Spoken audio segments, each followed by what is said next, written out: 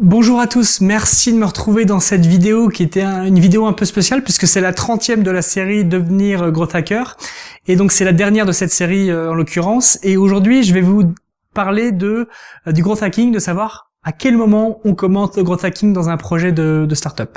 Mais avant ça, et comme d'habitude, je vais vous inviter à cliquer sur le i comme info ou sur le lien qui se trouve dans la description. Et pourquoi vous allez faire ça? Vous allez faire ça pour accéder à mon produit gratuit, mon offre de bienvenue, qui est à savoir une formation gratuite que je vous offre, une formation en analytics qui vous permettra de maîtriser les clés de l'analytics et de comprendre comment vos utilisateurs utilisent votre produit, etc.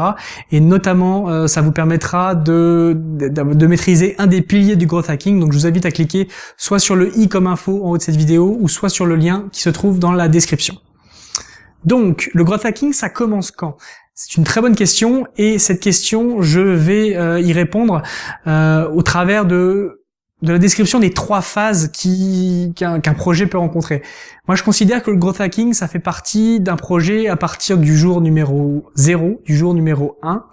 Mais la stratégie qui est derrière ce growth hacking, elle sera pas la même en fonction des différentes étapes et des différents projets que vous pouvez avoir. Si vous avez un projet qui est un projet pas de réseau social, mais qui implique un effet de réseau, donc en gros, voilà, plus il y a de monde, plus votre produit est intéressant. Donc si vous avez une marketplace, ça s'applique à ça. Si vous avez un réseau social, ça s'applique aussi à ça. Si voilà, tous les produits où il y a un effet de réseau, où on fait le fait d'avoir encore plus d'utilisateurs est important. Clairement, le growth hacking doit se mettre en mode bourrin dès le début, tout simplement parce que il va falloir attirer des utilisateurs, les garder, les convertir et les garder, et pour ça il faut mettre en œuvre cette analyse de tunnel et l'analyse aussi des canaux d'acquisition que vous pouvez mettre en œuvre pour attirer ces utilisateurs à vous. Maintenant, si vous êtes pas un produit qui qui a besoin d'un effet de réseau, vous vendez par exemple un produit comme un produit d'abonnement ou voilà, un logiciel sur internet ou autre, à ce moment-là, il y a différentes phases. La première phase, c'est, admettons que vous soyez en phase de développement de votre produit, que vous avez quasiment rien, c'est-à-dire que votre produit est pas du tout prêt, il y a rien de prêt. Là, vous allez mettre en œuvre une stratégie pour améliorer l'activation de vos utilisateurs sur la proposition de valeur que vous avez. Donc vous allez créer une landing page par exemple pour essayer de faire venir des utilisateurs sur votre page, et vous allez essayer plein de choses. Vous allez essayer plein de segments différents, vous allez essayer plein de messages différents, vous allez essayer plein de visuels différents, plein de designs différents pour pouvoir maximiser le taux de conversion que vous avez sur votre landing page pendant que votre équipe développe le produit par exemple, ou développe du moins une première version exploitable du produit. Et cette étape-là, c'est du growth hacking parce que vous allez devoir optimiser un tunnel. C'est-à-dire que admettons que vous ayez, voilà, donc je vous disais pas de produit du tout, vous aurez votre landing page et il faudra optimiser la conversion de cette landing page pour savoir combien de personnes vous donnerez leur adresse email, et si vous obtenez pas sur un segment donné peut-être 30 ou 40%, voilà, ce sera des signes où il faudra faire attention, il faudra continuer de travailler parce que clairement il y a encore beaucoup d'efforts à faire. Une fois que vous avez ça, c'est pas parce que le produit n'est pas fini que vous pouvez pas avancer un peu dans le tunnel et par exemple demander à l'utilisateur de donner des éléments de son profil pour voir si vous pouviez pas avoir un peu plus d'informations. Donc c'est des choses que voilà, il va falloir optimiser ces étapes-là, et donc ces étapes-là, clairement, il va falloir les faire par de l'optimisation, par des tests, par des questionnaires que vous allez envoyer à vos utilisateurs. Donc tout ça, ça fait partie du growth hacking que vous aurez au démarrage. Maintenant, une fois que vous avez un premier produit qui arrive, finalement, vous allez vous rendre compte que, ok, normalement vous avez réussi à faire cette amélioration de l'activation avant d'avoir le produit. Des fois, vous livrez tout en même temps, donc vous ferez l'amélioration de l'activation d'une part, et ensuite la deuxième partie, c'est l'amélioration de la rétention. Parce que tant que vous n'avez pas de product market fit, donc ça c'est l'étape préalable. Tant que vous n'avez pas de product market fit, vous pourrez pas prétendre à obtenir une croissance forte. Alors, qu'est-ce que le product market fit et qu'est-ce que ça veut dire? J'ai fait une vidéo à ce sujet. Je vous invite à regarder. Je mettrai le lien dans la description pour vous dire, voilà, pour vous dire de quelle vidéo il s'agissait.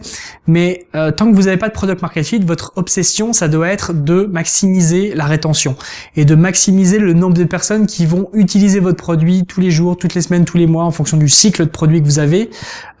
Et donc ça, il va falloir mettre en œuvre des stratégies d'A/B testing de fonctionnalités, d'A/B testing de messages à l'intérieur de l'application, de tutoriels ou autres, pour améliorer d'une part l'onboarding et l'activation, et d'autre part la rétention à long terme. Alors ça pourra être ensuite avec des stratégies de type j'envoie des emails, j'envoie des notifications à intervalles réguliers pour faire en sorte que l'utilisateur revienne vers l'application s'il l'a un peu délaissé, etc. Ce genre de choses. Et d'ailleurs, quand vous voulez faire ce genre de campagne de manière poussée, vous pouvez tout à fait utiliser des outils comme Autopilot, qui sont des outils qui sont vraiment géniaux. Vous définissez un flux, vous définissez en fonction des événements ou autres ce qui va se passer, quel email on envoie, quel email on n'envoie pas, à quel moment on l'envoie. Tout ça en fonction d'événements qui se passent, comment dire, chez votre utilisateur, et c'est vraiment très pratique pour ensuite définir des campagnes d'email qui vous permettront d'avoir plus de rétention notamment. Une fois que vous avez votre product market fit et que vous dites ok, maintenant l'objectif c'est de rentrer dans la course et de dire je vais faire grossir ce business à mort, là effectivement on est encore dans le growth hacking. Donc là on va commencer à tester pas mal de choses par rapport à l'acquisition, par rapport au referral, parce que si vous avez suffisamment d'activation et suffisamment de rétention, il va falloir pousser sur l'activation. Donc un des moyens et un des éléments clés de l'augmentation de l'acquisition, c'est de travailler sur le referral, donc sur la recommandation, tout simplement parce que si le produit est satisfaisant, les gens en parleront. Ils en parleront spontanément, ils en parleront au travers d'incitations que vous pourrez leur faire à partager, ou simplement parce qu'ils utilisent le produit, ça diffusera le message. Et donc là, vous optimiserez tout ce qui sera au niveau de l'acquisition. Et si votre activation est toujours pas assez forte, vous essaierez de travailler sur l'activation également. Et donc ensuite, une fois que vous êtes dans la partie growth, tout là, c'est tout simple, c'est l'optimisation du tunnel de manière globale. Vous regardez où sont les faiblesses et vous essayez d'obtenir de plus en plus de canaux d'acquisition de clients. Et vous allez vous focaliser vos efforts sur un canal. Et puis une fois que le canal est saturé, vous allez passer à un canal suivant, etc. Jusqu'à avoir plusieurs canaux qui vous apportent de la croissance. Et ça vous permet ensuite d'avoir beaucoup plus d'utilisateurs. Donc voilà, le growth hacking, il commence dès le jour 0, mais il s'applique pas de la même façon en fonction de votre cas. J'ai présenté différents cas aujourd'hui. J'espère que cette série de vidéos vous a aidé. En tout cas, j'ai pris beaucoup de plaisir à la préparer. Et si vous avez besoin d'aller plus loin, je continuerai à faire d'autres vidéos. Donc, si vous n'êtes pas inscrit encore à cette chaîne, je vous invite à le faire maintenant. Et également, je vous invite à aller sur ma page Facebook. Comme ça, si vous allez sur ma page Facebook que j'afficherai sur mon écran. Ça vous permettra d'être notifié des nouvelles vidéos, des nouveaux événements, des nouveaux webinaires que je peux mettre en œuvre et que j'organise régulièrement. Donc n'hésitez pas à aller liker ma page Facebook.